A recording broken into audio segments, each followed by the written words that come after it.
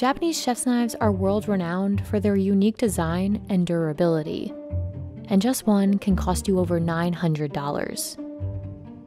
From heating and hammering the metal, to sharpening the knife's edge and polishing the final blade. These are only a few of the skills a Japanese artisan spends a lifetime learning to master. So what makes these knives so coveted? And why are they so expensive?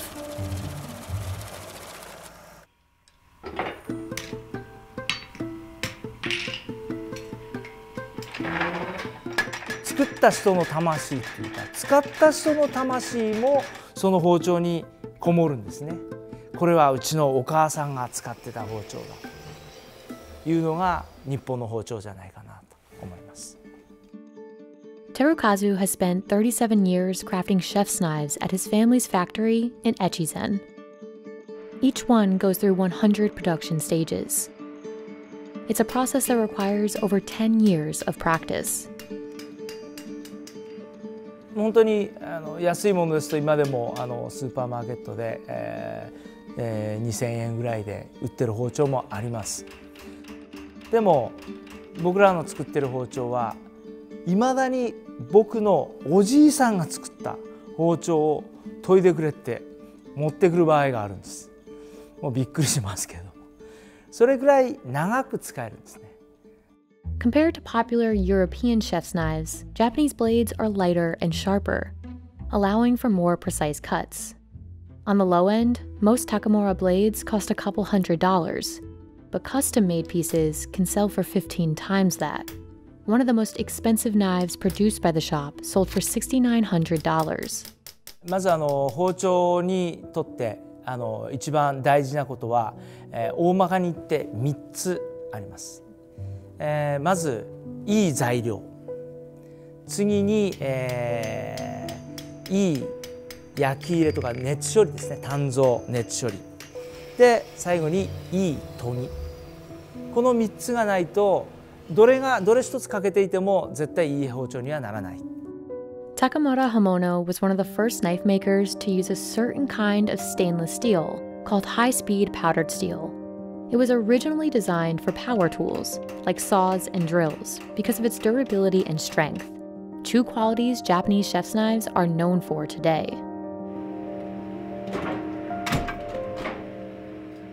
Once the metal is cut, it's heated in an electric oven to harden and strengthen the blade. Then the hammering begins. At this point, the artisan relies on experience and instinct to guide them in producing a blade of ideal strength and thinness. Hammering leaves behind circular indents, something knife makers in the past typically polished away. But 60 years ago, Terukazu's father and his colleagues discovered the benefit of knives with a textured surface like this. さっきみたいに鍛造をトントントントントンとして、もう表面結構デコボコになりますよね。でそのままではダメなんできれいに磨いて、普通はきれいに焼き入れをしてで、研いで磨いて、その方が物がくっつかなかったと。じゃがいもであるとか人参であるとかピタッとくっついてなかなか取れないのに、デコボコだったらポロポロポロポロ取れると。This hammered finish, called tsuchime, allowed chefs to chop ingredients quickly and more efficiently. It also added a beautiful aesthetic to each blade, another element highly valued in Japanese knives. 今世界中でも土目の入った包丁ってやってますよね。But a Japanese chef's knife wouldn't be nearly as valuable without a supremely sharp edge. An artisan presses the blade against a rough grindstone made of natural rock, a sharpening material you'll only see used in Japan. This step distinguishes an artisan's skill and ultimately sets a knife's final value. 手にかかる微妙な力と、あと音と感覚で研いでいくんですけども、そこは一丁ずつやっぱり違ってくるし、砥石の状態も一丁研いだら変わってくるんですね。一丁ずつ変わってくる。叩き3年、叩きっていうんですね、作業こっちも手で叩く、叩き3年で研ぎは一生、ずっと勉強だと。It takes one full day to sharpen the blade, and another full day to secure and polish the handle.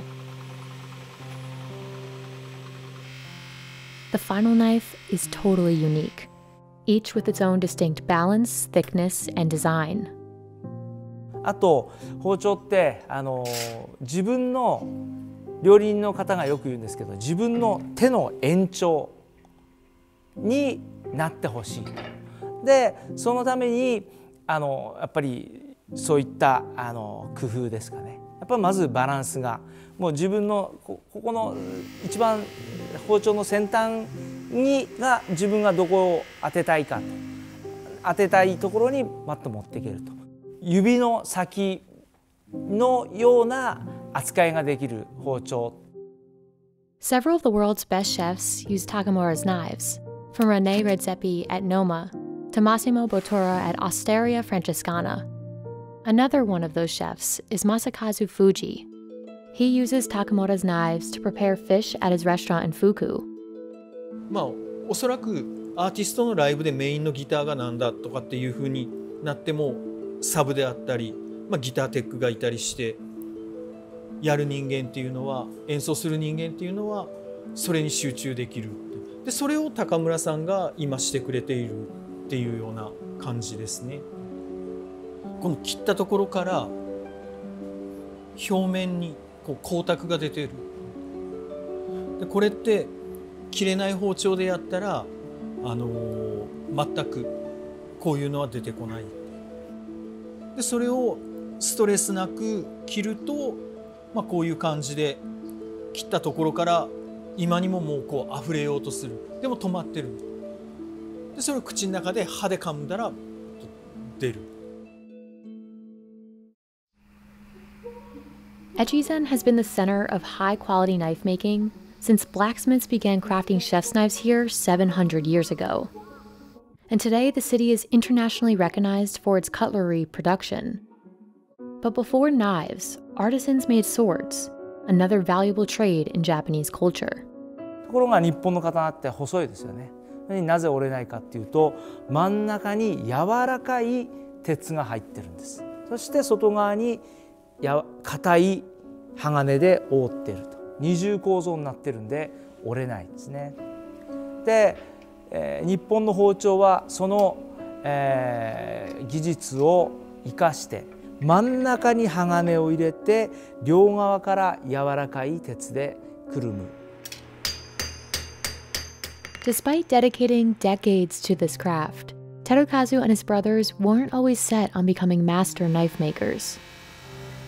弟もその一番下の弟も3人ともこの仕事をやってるんですけども、この仕事をやりたいとか、これ僕なんかだったらロック歌手になりたいとか、弟だったらオートバイのレーサーになりたいとか、やっぱり、ある程度の年代が来て本当に自分の今までの僕が育ってきたこの背景とか、そういったあと自分がうちが作ってるこの包丁とかをこう見ていくと、やっぱり俺はこれをやるべきなんやな、これをやらなあかんねやなというのと、やっぱこれをやりたいなという気持ちがやっぱり出てくるので。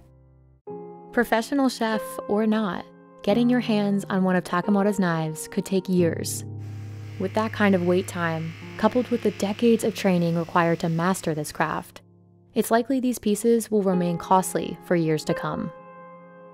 そうですね、やっぱり、本当にこういう価値のある、もちろん時間もかかるわけですから、本当に申し訳ないんですけども、やっぱり、2年半とかそれくらい待っていただいた方も、おられます。